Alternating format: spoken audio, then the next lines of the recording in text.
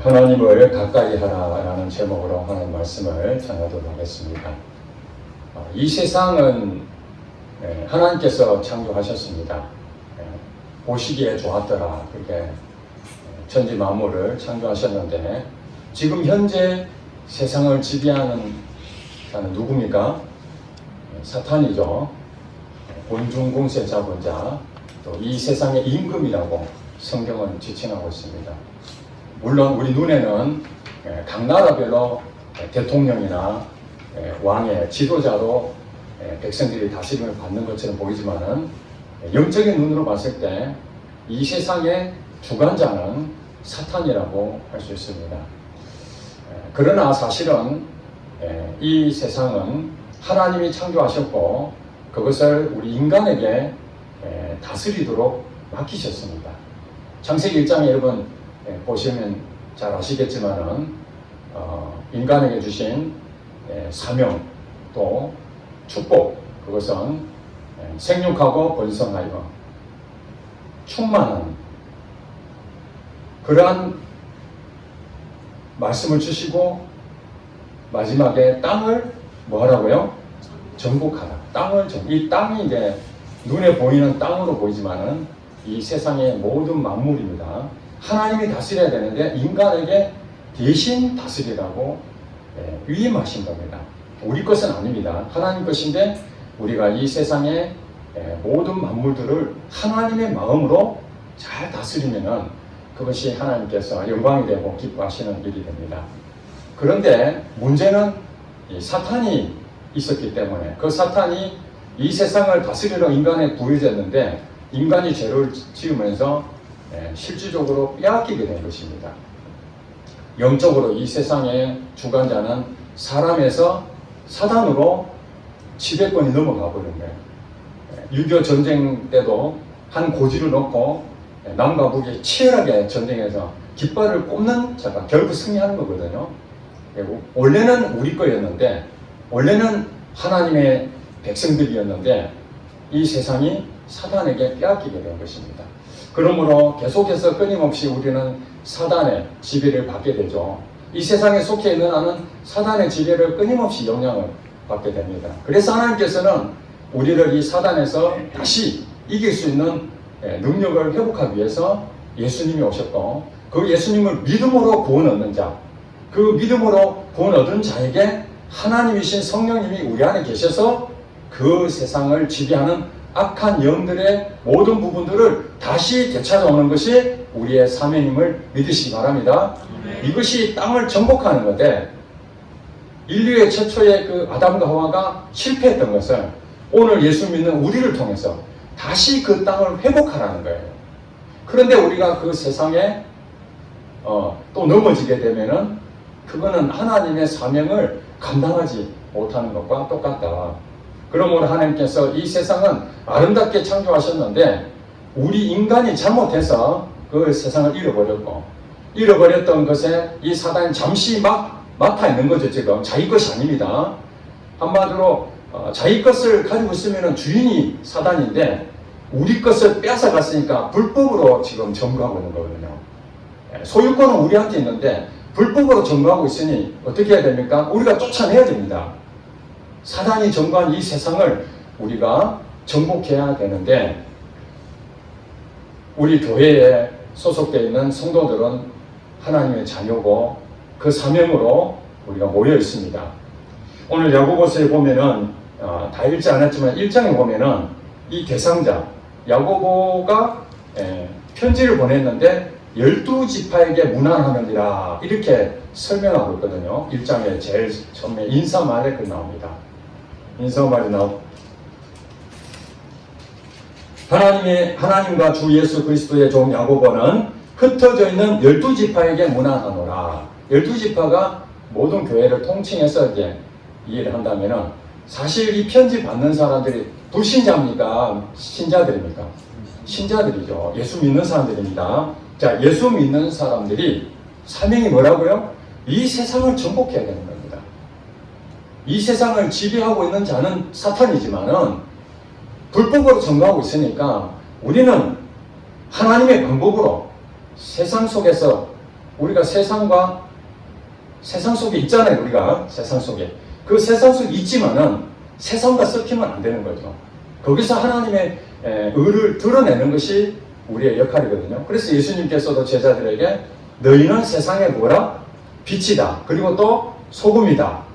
소금과 빛은 세상 속에서 그게 드러나야 되는 것입니다. 우리는 이미 빛이고 소금이기 때문에 세상 속에서 그 역할을 해야 되는 것이죠.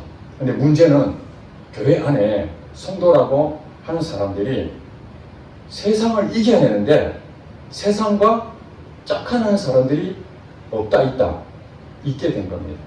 그러니까 이 야고보가 그래서는 안 된다. 그러면서 오늘 여러분들 본문 읽었죠. 야고보 4장 4절에 4절 한번 볼까요? 가늠한 여인들아, 처음에 이렇게 시작해요. 가늠한 여인들아, 세상과 벗된 것이 하나님과 원수됨을 알지 못하느냐. 가늠한 여인들아, 이렇게 말을 했어요. 누구한테 얘기했습니까? 12지파에 문안하는 이 편집 글에 예수를 믿는 사람 가운데에 가늠한 여인이라고 지칭할 만한 사람이 있다는 것이죠. 가늠한 여인. 여러분 가늠한 여인 아시잖아요. 예, 배우자를 놔두고 부정한 일을 하는 사람을 간음이라고 그러잖아요. 그러니까 이 간음한 여인은 정말 그 정조를 지켜야 될 부부의 그 부분을 무시하고 다른 사람을 짝하게 됐을 때 이걸 비유로 지금 하나님께서 말씀하고 있는 것입니다. 즉 세상을 정복해야 될 그 사람이 세상과 짝을 한다는, 이거 보니까 세상과 벗된다. 여러분 친구 된다는 거잖아요. 친구는 가깝습니까? 뭡니까? 가깝잖아요. 예. 세상과 가깝게 지내는 이것이 벗이 됐다는 것인데 이것을 성경은 뭐라냐면은 이 사람을 바로 가늠한 여인이다. 그렇게 말합니다. 나중에도 보면은 두 마음을 품은 자다. 그렇게 말합니다. 마음이 두 마음이라는 마음이 무엇이에요? 오로지 결혼한 사람은 배우자에 대한 한 마음을 가지고 있어야 되잖아요. 그랬는데 배우자하고 한 마음이 돼야 되는데 다른 사람을 마음을 주고 이러면 어떻게 돼요? 그게 마음이 두 마음이 돼버리잖아요. 이 두 마음이 바로 가늠한 여인과 같다는 것입니다. 이것이 바로 하나님과 어떻게 된다는 것입니까? 원수된다. 여러분 원수는 어떤 관계입니까? 가까운 사이입니까? 한마디로 서로 관계가 안 좋은 사이입니까? 관계가 안 좋은 것이죠. 세상과 벗된 것이 세상하고 친하게 지내는 이것이 하나님과의 관계가 안 좋은 관계가 되어버린다는 거예요. 그러니까 이 세상은 누가 지배한다고요? 사탄이 지배하잖아요. 그러니까 세상과 벗된다는 것은 사탄과 가까이 지낸다는 겁니다. 사탄과 가까이 지낸다는 것은 반대로 하나님과 멀어지는 거예요. 원수가 되는 거예요. 그러니까 여러분들 잘 보세요. 영적인 눈으로 볼 때에 내가 하나님과 가까이 지내느냐, 사탄과 가까이 지내느냐, 그 부분에서 우리의 삶이 완전히 다릅니다. 사탄과 가까이 지내면 어떻게 됩니까? 하나님하고는 저절로 멀어집니다. 이것이. 반대로 하나님과 가까이 지내면 사탄하고 저절로 멀어지게 되어 있습니다. 그런데 사람들은 하나님도 눈에 보이지 않고 사탄도 눈에 보이지 않습니다. 눈에 보이는 것은 세상입니다. 세상으로부터 온 것이 있는데 그것이 바로 육신의 정욕과 또 안목의 정욕과 이생의 자랑이다. 그렇게 요한일서에 그렇게 말합니다. 세상으로부터 온 거예요. 이 세상으로부터 온 것이 뭐라고요? 사탄이 우리에게 미혹하는 미끼입니다. 미끼, 함정. 여러분 그 사냥꾼이 그 사냥으로 나가면은 물론 총으로 이렇게 쏘기도 하지만은 대체적으로 무엇을 준비를 하냐면은 이 덫을 준비합니다. 덫. 저도 산에 갈 때마다 가끔씩 이렇게 탁 이렇게 접혀지는 또 여러 가지 그 덫이 있지 않습니까? 짐승을 잡는 덫. 그 짐승을 잡는데 그냥 잡지 않잖아요. 그것을 아주 교모하게 아무도 모르게 그 짐승이 잘 다니는 곳에, 그리고 그냥 덫을 놓는 게 아니라 정말 맛있는 그 짐승이 정말 좋아하는 것을 딱 거기에 끼워가지고 딱 먹는 순간에 목덜미를 확 하든지 발을 그냥 잡든지 걸리게끔 그렇게 덫을 전부 다 이렇게 놓습니다. 그것이 사단이 꼭 우리의 영적으로 볼 때에 덫을 놓고 죽이려고 하는 그런 함정들을 이 세상에 곳곳에 다 설치를 해놨습니다. 그러니까 우리가 볼 때는 눈으로 제대로 확인하지 않으면 문제가 심각하게 됩니다. 사단은 이 세상을 그냥 우리가 재미도 없고 흥미도 없게끔 그렇게 하면 누가 거기에 미혹되겠습니까? 우리 청년들이 어렸을 때부터 가깝게 하는 게임들이 있잖아요. 그 게임들이 전쟁놀이부터 해가지고 막 진지를 쌓고 물길을 탈취하고, 물론 저는 안 해봤습니다만은 그런 것을 제가 옆에서 보니까 참 재밌게 했더라고요. 그러니까. 뭐 시간이 1시간, 2시간은 후딱 지나갈 정도로 너무 재밌는 거예요. 푹 빠져버리잖아요. 만약에 게임도 한 10분은 너무 지겹고 재미없으면 그거 하겠습니까? 아니잖아요. 재밌게. 조금만 하면 더 막 그냥 스릴 있고 재밌고, 영화나 드라마도 마찬가지로 그냥 지루한 그런 영화는 안 보잖아요. 재밌고 스릴 있고 흥미가 있고 이런 것들이 흥행에 성공하는 것처럼 이 사단도 우리에게 미끼를 던지는데 확 물게끔 그렇게 만듭니다. 로마서 보니까 욕심이 잉태한 즉 죄를 낳고 죄가 장성한 즉 사망을 낳느니라. 그러니까 대체적으로 이 미끼가, 그것이 미끼의 가장 중요한 것이 뭐냐면은 욕심을 딱 넣는 거예요. 욕심. 이 욕심이라 그래서 우리는 뭐 대단한 걸 많이 얻겠다 이런 것을 욕심을 할 수 있지만은 사실은 조그마한 것이라도 내가 그것을 만족해하고 그것을 얻고 싶어하고 그것을 통해서 자기 자신이 무언가 작은 것이 할지라도 그게 만족감이 있다면은 그게 욕심의 한 부분이거든요. 그래서 그걸로 통해서 결국에는 욕심이 잉태한 즉 죄를 낳고 죄를 짓게 만드는 거예요. 우리의 죄의 요인을 보면은 처음부터 딱 바로 짓는 게 아니라 나의 그 작은 욕심들, 미혹된, 요게 미끼를 던진 거거든요. 그걸 통해서 점점 이 죄를 짓고 죄가 장성한 즉 사망을 낳는, 죄가 점점 커지는 거. 처음에는 야 이런 건 안 되는데 해서는 안 되는데 여러분 그런 생각 하잖아요. 그런데 시간이 지나면은 결국에는 뭐 이미 옷 다 젖었는데 어떡하겠어, 이제 다 빠져버렸는데, 그리고 그냥 첨벙첨벙 들어가서 그냥 물에 빠져 죽는 겁니다. 그냥 발목까지 들어갔을 때는 잘 모르잖아요. 얼마든지 난 빠져나올 수 있어. 근데 목까지 딱 들어가고 난 다음에, 저도 그 부산에 살았을 때 해운대에 가면은 해운대 바닷가에 그 밑에 그 백사장 그 밑에 물 들어가면은 조금만 들어가면 그냥 확 꺼집니다. 이게 과관리 해수욕장은 완만해서 저 멀리까지 이렇게 쭉 가는데 해운대는 조금만 가면 금방 꺼져버리거든요. 그래서 저도 그 이제 같이 친구들 놀러 갈 때 요 정도 왔으니까 괜찮은 줄 알고 조금 더 가다 보니까 갑자기 숨이 막힐 정도로 오는 거예요. 밑에가 완전히 허공에 뜰 정도로. 아, 이게 죽는구나. 그때 되면은 어떻게 합니까? 아, 내가 이제 당했구나. 이게 이제 사망으로 가는 것이죠. 이게 이제 사단이 하는 거예요. 그래서 이 세상과 짝한다는 것은, 세상과 벗되는 것은 결국 하나님과 멀어지는 관계가 만들어지기 때문에 원수가 돼. 하나님 원수. 여러분, 예수님이 우리에게 오셔가지고 구원을 시켜서 영적으로 회복해서 이 세상을 정복할 능력이 없으니까 성령님이 내 안에 오셔서 그 능력을 주셔가지고 사단이 지배하는 그 세상을 정복하게 우리에게 은혜를 베풀어 주셨는데, 하나님 믿는다면서 세상과 짝하고 욕심을 부리고 미혹되고 거기에 덫에 걸려서 힘도 못 써서 그게 파닥파닥하고 이제 시간 지나면 이제 거기 숨 넘어가는 거죠. 이런 모습을 보고 있다고 생각하고 있어요. 얼마나 답답하겠습니까? 그러니까 세상과 벗이 되고자 하는 자는 스스로 하나님과 원수 내는 거라. 하나님이 우리하고 원수가 될 일은 하나도 없습니다.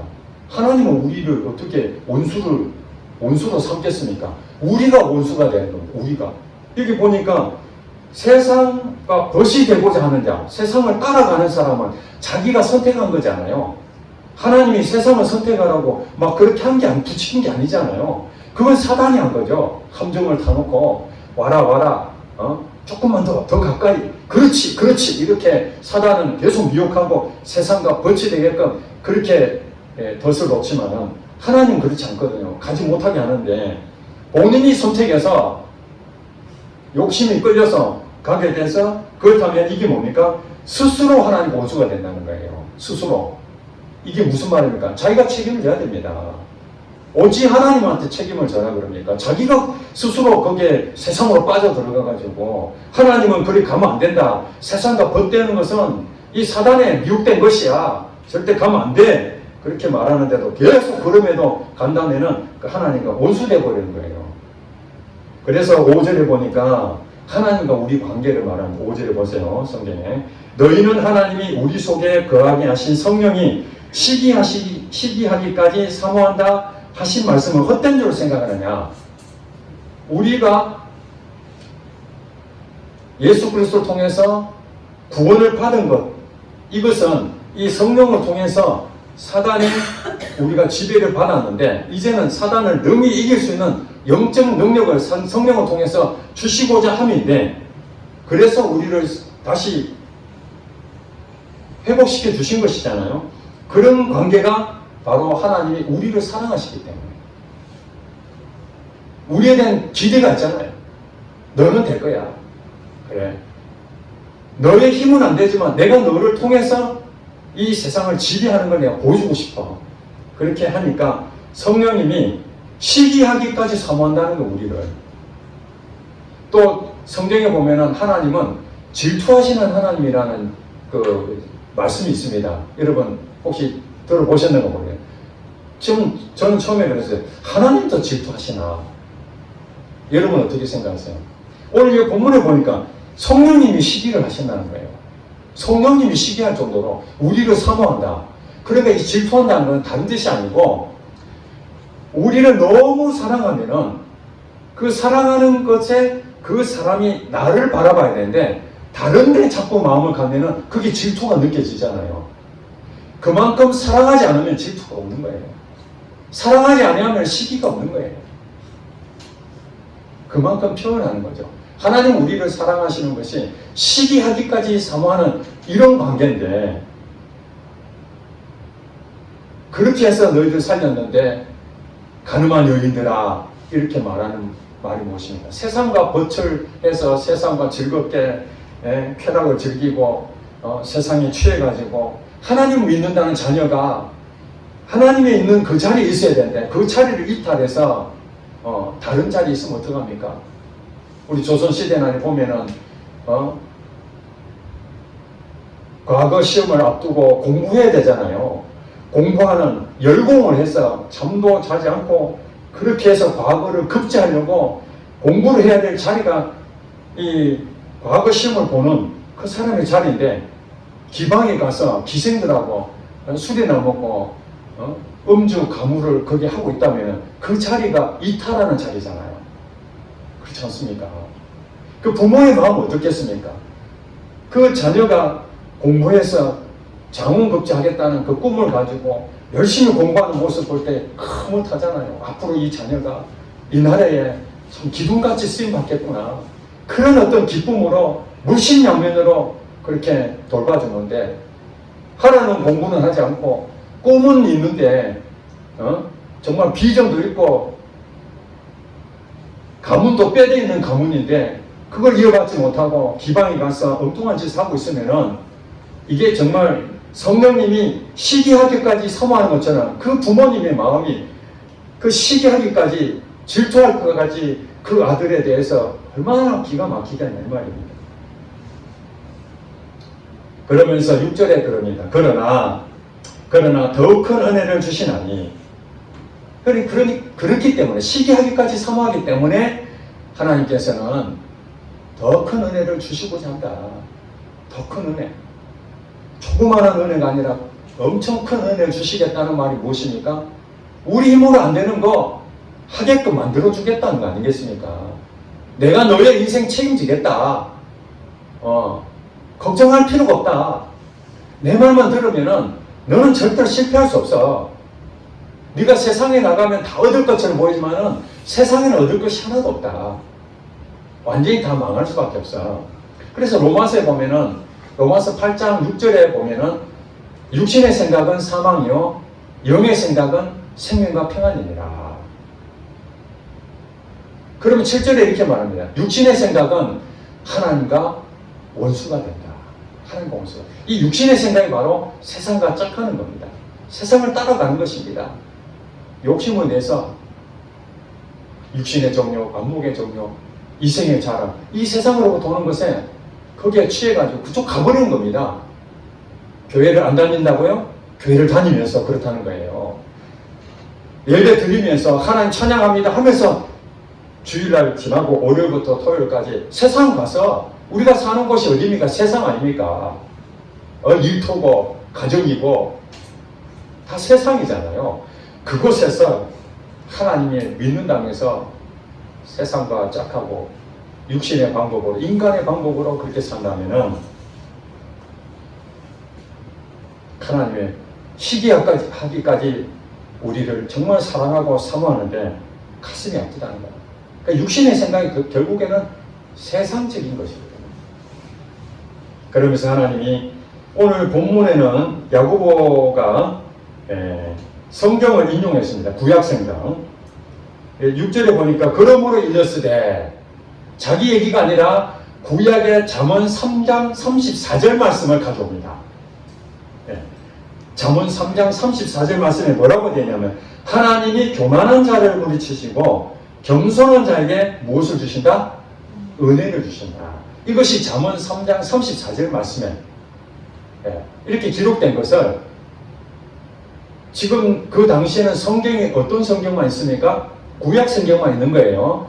오늘 야고보서는 우리가 나중에 신약 성경으로 인정을 받아서 우리가 보고 있지. 그러니까 야고보는 지금 편지를 쓰고 있는 이건 성경이 아니었습니다. 당시에. 그러니까 사람들에게 얘기를 해봐야 못 알아들으니까 구약 성경 잠언에 있는 말씀을 인용해가지고 설명합니다. 큰 은혜를 주신다 너희들에게. 그런데도 어째서 자꾸 세상에 벗하고 그렇게 가려고 하느냐. 하나님이 교만한 자를 부르치시고 겸손한 자에게 은혜 주신다. 누구에게 은혜 주신다고요? 겸손한 자에게 은혜를 주신다. 그래서 교만한 자는 하나님을 믿는다 하면서 세상과 벗된 대로 가버리는 사람이 교만한 사람입니다. 이게 가늠해버리잖아. 생각해보세요. 내가 정말 사랑하는 사람인데 그 사랑하는 사람은 내게 100%로 서로 사랑하는 관계를 하기를 원하지 내게 조금 주고 다른 사람을 또 사랑해버리면 그게 어떻게 되겠습니까? 기가 막힌 일이 안 되겠습니까? 교만하게 되는 것이죠. 이걸 하나님께서는 교만하네요. 하나님을 더 가까이 하나님에 대해 집중하면은 그 겸손한 자가 되는데 하나님과 멀리 가버리면 교만하게 되는 거죠. 왜냐하면 자기가 자기 힘으로 뭘 해보겠다 했으니까. 그래서 하나님은 은혜를 주시는데 누구에게 주신다고요? 겸손한 자에게 은혜 주신다. 겸손한 자. 항상 우리 생각하는 게 겸손한 자. 너희 안에 이 마음을 품으라. 곧 그리스도 예수의 마음이니 그 예수의 마음이 온유와 겸손한 마음. 저는 늘 기도할 때마다 주님 예수님의 마음을 내게 부어주세요. 내게 없는 온유와 겸손한 마음. 인간 스스로 온유와 겸손을 할 수가 없거든요. 하나님의 마음, 예수님의 마음이 내한테 와야 되잖아요. 그것이 온유와 겸손한 마음이라는 거예요. 그러면은 하나님께서 우리에게 이제 설명합니다. 자, 가늠한 여인들을 하는 그 사람들에게 해당되는 말이에요. 두 마음을 품고 하나님을 믿는다 하면서도 세상과 짝하고자 하는 그 마음이 있는 사람들에게 하는 얘기입니다. 그런즉 너희는 하나님께 뭐 하라고요? 복종할지어다. 복종.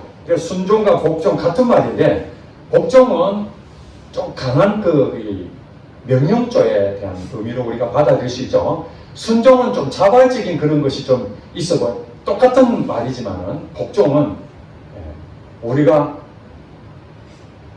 자발적이지 않더라도 마음적으로 당연한 마음으로 주님께 복종을 해요.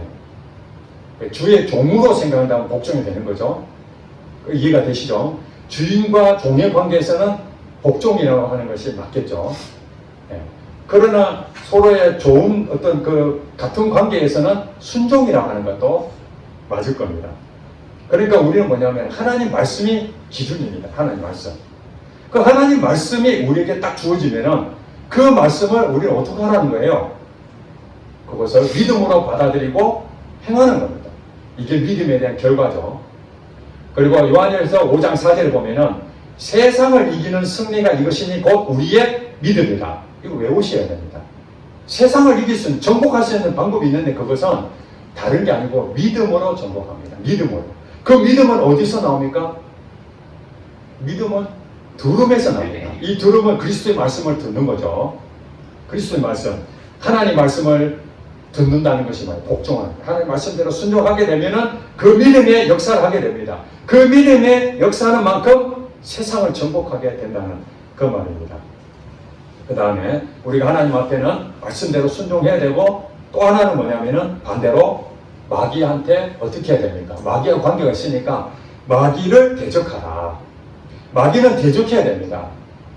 그리하면은 피하리라. 너희를 피하리라. 마귀는 무서운 존재가 아닙니다. 눈에 보이지 않지만은 그들은 눈에 보이는 사람들이나 환경이나 또 여러 가지 세상의 문화들, 우리가 세상으로 취하게끔 만드는 다양한 것들을 이 세상에 다 이렇게 심어놨습니다. 그것을 만들어 놨는데 그 뭣도 모르고 그걸 먹으면 독초로 먹으면 죽잖아요. 마찬가지로 독인지 아닌지도 모르고 그냥 먹게 되면은 죽게 되는 것처럼 우리가 마귀를 대적한다는 것은 어떻게 대적할 수 있을까요? 덫을 확인해야 되죠. 마귀가 놓은 덫을 확인해서 그것을 안 하면은 대적이 되는 것이죠. 물론 우리가 입술을 고백해서 마귀를 선포하고 꾸짖고 책망하는 것도 대적의 한 부분입니다. 거기 대적 기도를 하죠. 마귀에 대해서 예수 이름 명하노니 떠나갈지어다. 이렇게 말하는 게 대적 기도잖아요.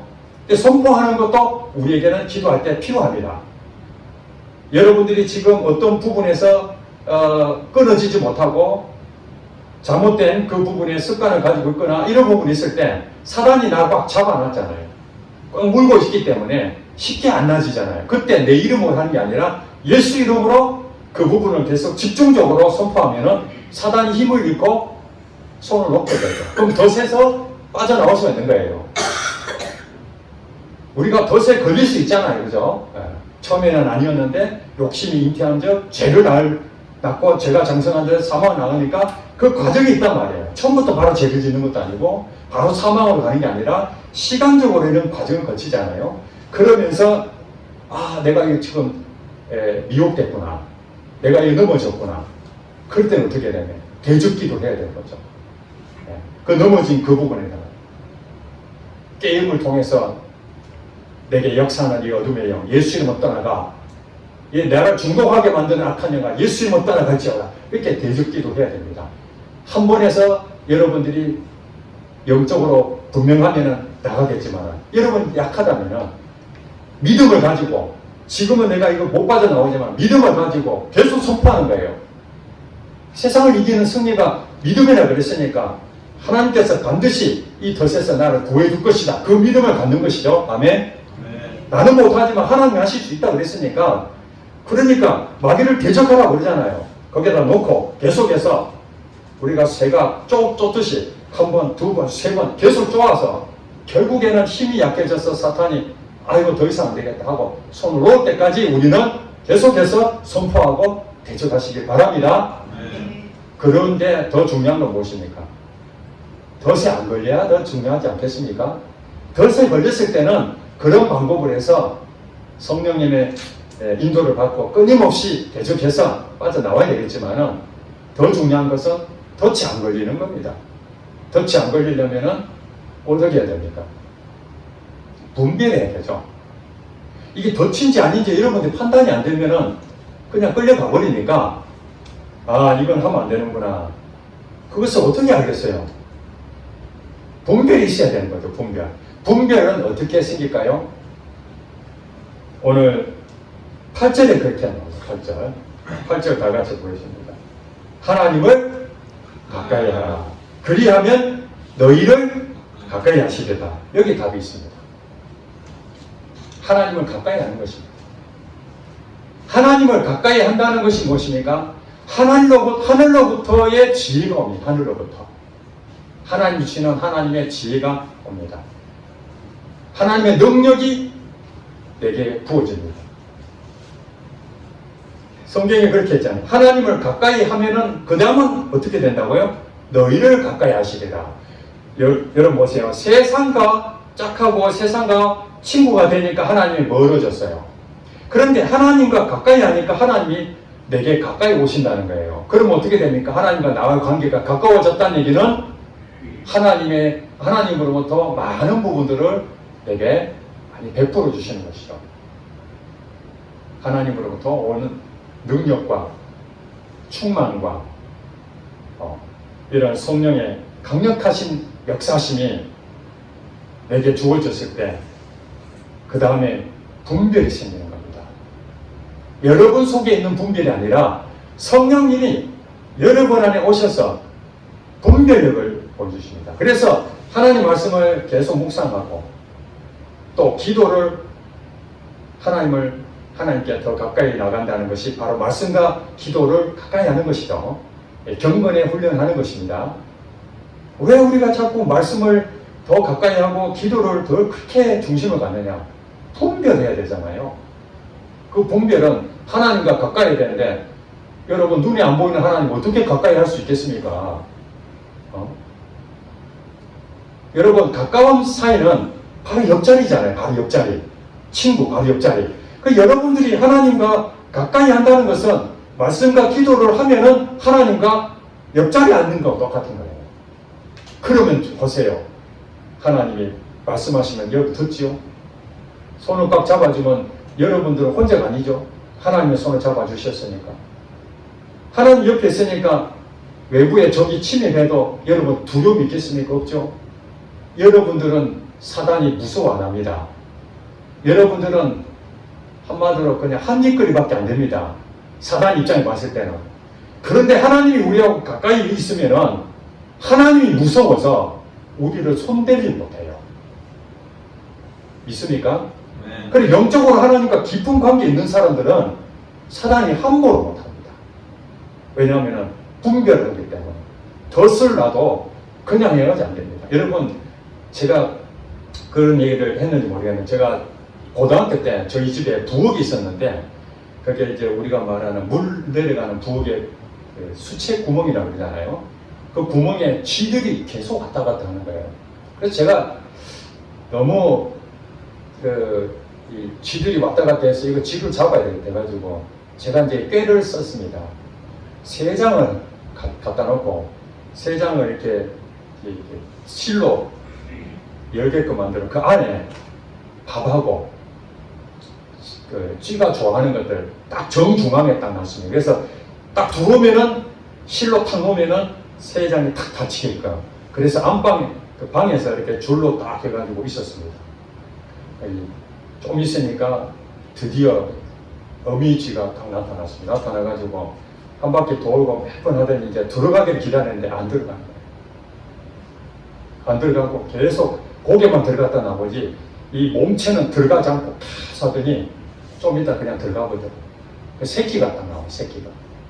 새끼는 한 바퀴 돌더니 여기저기 훔쳐보더니 갑자기 3장에 먹이가 있잖아요. 안에. 그러니까 여기 두리번 걸더니 쑥 들어가지고 그 안에 막 놀고 다니는 거예요. 그냥 먹으면서 놀고 다니는 거예요. 저는 새끼를 잡자고 한 것이 아니었거든요. 어미를 잡으려고 하는데 할 수 없이 새끼만 잡았죠. 제가 그걸 깨달아서 이 어미쥐가 영리하구나. 이게 덫이라는 것을 알고 있다는 거잖아요. 먹으면 안 된다는 거 알잖아요. 그게 왜 그렇습니까? 평상시에 왔다 갔다 했을 때 그게 없었잖아요. 근데 오늘날 갑자기 하나 생겼으니까 이게 뭔가 좀 이상하구나, 수상하구나, 그렇게 생각했다는 거예요. 짐승도 그렇습니다. 그냥 덥석 무는 것은 미련한 짐승들입니다. 영양 짐승들은 절대 쉽게 덫에 안 걸립니다. 마찬가지로 하나님 믿는 백성들 가운데에 하나님을 가까이 한 사람들은 영적으로 충만해져 있으면 분별이 생기고, 그래서 세상에 어떤 미혹거리 오더라도 이건 가면 안 돼요. 금방 압니다. 그거 구분할 줄 아니까 미혹이 잘 안 됩니다. 그런데도 끊임없이 그 작은 틈 있잖아요. 그 틈을 노려서, 인간이 완벽하지 못하니까 그 틈을 노려서 우리가 마치 그 바늘로 조금씩 그 구멍을 뚫듯이 조금씩 표시가 나게끔 그렇게 해서 영적인 사람들이 무너집니다. 그러나 일반 그 영적으로 약해져 있는, 믿음이 약한 사람들은 그 정도까지 아니죠. 대충 이렇게 놔도 그냥 덕습 써서 보니까. 그래서 우리는 마귀를 대적하는 방법이 마귀를 무서워하고 피하고 죄를 안 지으려고 이런 개념이 아니라, 하나님과 가까이 하면은 어떻다고요? 자동적으로 세상이 멀어지고 마귀가 멀어지게 됩니다. 반대로 나는 하나님 믿지만은 세상에 자꾸 가면은 분별도 없거니와 하나님과 자꾸 멀어지니까 하나님 음성도 못 듣고, 그러니 자기 마음대로 살게 되죠. 결국엔 뭐라고요? 사망 통보를 받게 됩니다. 자, 8절에 하나님을 가까이 하라, 그리하면 너희를 가까이 하시리라. 그러면서 뭐랍니까? 죄인들아 손을 깨끗이 하라. 손을 깨끗이 하라. 우리의 마음은 늘 깨끗한 상태로 유지하라, 그 얘기죠. 이 죄를 짓는다는 뭔 말입니까? 세상과 자꾸 벗어나는 것이 욕심이 잉태해 죄를 낳는 거라는 거예요. 세상에 빠지지 않도록 너희 마음을 늘 정결하게 깨끗이 씻어라. 그 씻는 게 뭐라고요? 기도입니다. 성경에 보니까 말씀과 기도로 거룩하여진다, 그렇게 했잖아요. 말씀과 기도로 거룩해진다. 그러니까 하나님과 가까이 하는 것도 말씀과 기도요, 죄를 깨끗하게 이렇게 씻어내고 매일 정결케 하는 것도 말씀과 기도입니다. 단 주의할 것은 이것을 하나의 형식이고 내가 숙제처럼 말씀과 기도했다, 나는 오늘 하루 할당했다, 어떤 노동으로 종교생활로서 불교 신자든 뭐 어떤 종교인들이 다 기도하잖아요. 경전을 읽잖아요. 그런 것처럼 하는 것이 아니라 내 마음에 양심이 끓여진 것을 기도를 통해서 깨끗해졌는지 이거 확인하는 것이죠. 기도라는 것이. 말씀을 왜 봅니까? 이런 말씀을 모르면 내가 지금 이리 가야 되는데 저리 가야 되는지 모르잖아요. 그래, 오늘 야고보서를 통해서 4장 4절부터 10절까지 읽었는데 오늘 이 말씀을 들었잖아요. 또 읽었잖아요. 그러면 여러분 마음판에 이 말씀이 새겨질까 안 새겨질까요? 들었으니까. 그럼 여러분 깨달음이 있을 것입니다. 아, 내가 이렇게 살아서는 안 되겠구나. 아, 내가 지금 덫에 걸려있는 상태구나. 그럼 어떻게 해야 되나? 대적기도 해야 되겠구나. 덫에 걸리지 않으려면 어떻게 해야 되는가? 하나님과 가까이 가야 되겠구나. 그럼 말씀과 기도해야 되는데, 그 말씀과 기도는 현실적으로 쉬워요, 어려워요? 어렵죠. 바쁘고 시간도 없고 육체적으로 피곤하니까 오늘 일을 내일 미루고, 그러면 또 지나가 버리고 그러죠. 그러니까 하나님과 가까이 하라는 건 뭐예요? 내가 해야 되는 거죠. 내가. 이해가 되십니까? 하나님과 가까이 한다는 것은 내가 힘쓰는 거예요. 하나님과 가까이 하는 데에 힘을 써라. 말씀과 기도에 여러분들이 힘을 써야 되는 것입니다. 그래서 다니엘도 전에 하던 대로 하루에 3번씩 무릎을 꿇고 하나님께 기도한 이유가 뭡니까? 다른 게 아닙니다. 하나님 주시는 지혜와 분별력을 갖기 위해서, 내가 죄로부터 항상 깨끗한 상태로 유지하기 위해서 그 일을 했던 것이죠. 그랬더니 세상에서의 어떤 지혜도 하나님을 통해 그 지혜가 있으니까 세상에 높은 자리에 올라가는 것이죠. 타협하지 않는 것이죠. 그렇게 다니엘이나 우리나 같은 사람이잖아요. 다니엘은 뭐 특별한 있는 게 아닙니다. 전에 하던 대로 말씀과 기도에 힘을 썼더니 그렇게 분별이 생기고 사단이 함부로 못하는 그런 일이 되었다는 것입니다. 그래서 두 마음을 품은 자다. 이 가늠한 여인들과 똑같은 얘기죠. 두 마음을 품어서는 된다 안 된다? 안 되는 것입니다. 두 마음을 품은 자들아 마음을 성결하게 하라. 똑같은 얘기입니다. 정결한 모습으로 여러분 매일매일 우리 자신이 매일매일 아침부터 저녁까지 오늘 하루를 다 끝냈잖아요. 점검을 해야 됩니다. 다른 점검해라는 것이 아니라 내가 오늘 하나님과 가까이 한 부분에서 제대로 됐는가? 오늘 하나님과 가까이 안 했다는 얘기는 무엇입니까? 마귀와 좀 더 가까워진 겁니다. 만약에 하나님과 오늘 더 가까워졌다는 얘기는 마귀와 조금 더 멀어졌다는 얘기입니다. 이것은 이 세상 끝날 때까지 시소게임처럼 마귀와 가까워질 수도 있고 하나님과 가까워질 수도 있고 누구를 통해서요? 내 자신의 선택을 통해서. 그래서 하나님께서는 보상을 하신다는 겁니다. 주님을 위해서 전토나 부모나 내 형제나 자매나 아내나 모든 것들을 다 버린 자는 이 현세에서도 그것을 몇 배로 다시 받고 내세의 영생을 받지 못할 자가 없느니라. 여러분 세상에 짜가지 아니하고 하나님과 가까이 하면은 당장에는 내가 가족도 서운한 마음을 얻게 만들 수도 있고 손해보기도 하고 재산적으로도 손해보고 시간적으로도 내가 손해볼 수도 있습니다.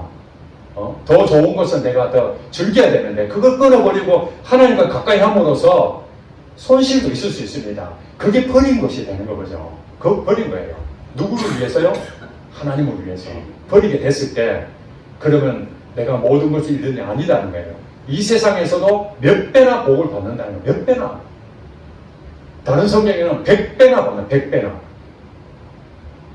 다 버렸는데 여러분 물질을 다 하나님을 위해서 다 버렸는데 물질을 다 주고 여러분 집을 구하지도 집도 주시고 필요한 것들 여러분이 필요한 이 세상에 필요한 모든 것들을 넉넉하게 누르고 넘치도록 하여 안겨주는 그분이 하나님이십니다.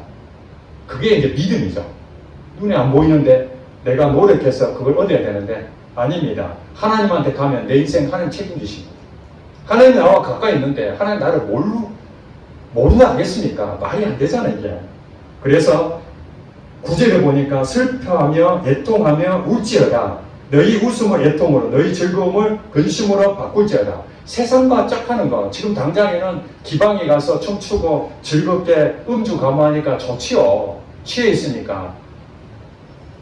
그러나 결국 그것은 다 망하는 일이고 다 무너지는 일이니 너희들이 웃고 즐거움으로 할 때가 아니라 어떻다는 거냐? 오히려 슬퍼하고 내가 이렇게 살면 안 돼. 내가 엉뚱한 데 지금 빠졌구나.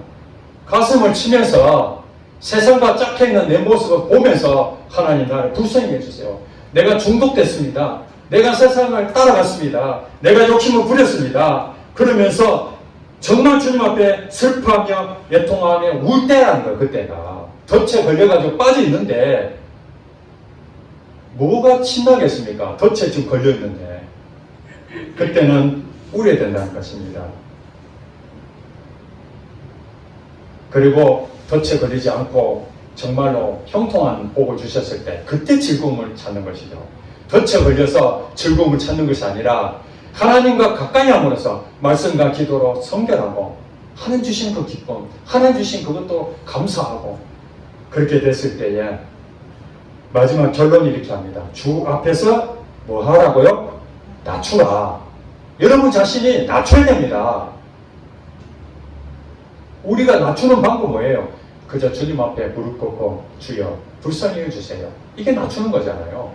그 세상은 뭐 작을 수밖에 없는 우리 연약함이 있으니까 주여 내가 그 길 걸어가지 않도록 오늘도 나를 지켜주시옵소서. 여러분 출근할 때 기도하신다고 그랬잖아요.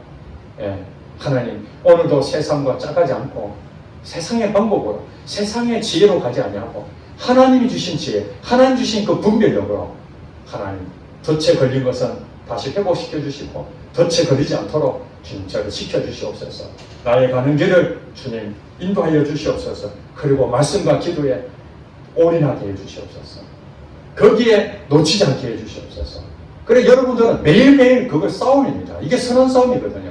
매일매일 우리 안에서 일어나는 악한 영과의 싸움, 이 싸움에서 여러분들이 승리하시길 바랍니다. 그것은 바로 주 앞에서 낮추는 방법밖에 없습니다. 낮추는 것은 주님만 가까이 하는 겁니다. 주님과 가까이 하는 것이 자기 자신의 자세를 낮추는 것입니다. 그리하면 주께서 너희를 높여주십니다. 하나님은 여러분을 더 높여지기를 원합니다. 이 세상에 정말 하나님 가치 있는 인생, 세상을 정복하며 사는 여러분 되시기를 하나님 원하고 계십니다. 그걸 상을 받기를 원합니다. 하나님은 이 땅에서뿐만 아니라 내세에서도 하나님의 보상해 주시는 의의 면류관이 있다는 거예요. 그것은 누구에게 준다고요? 가늠한 여인들, 두 마음 품은 사람이 아니라 성결하고 날마다 주님 앞에 가까이 나가는 그 사람이 바로 여러분 되실 줄로 믿습니다. 기도하겠습니다.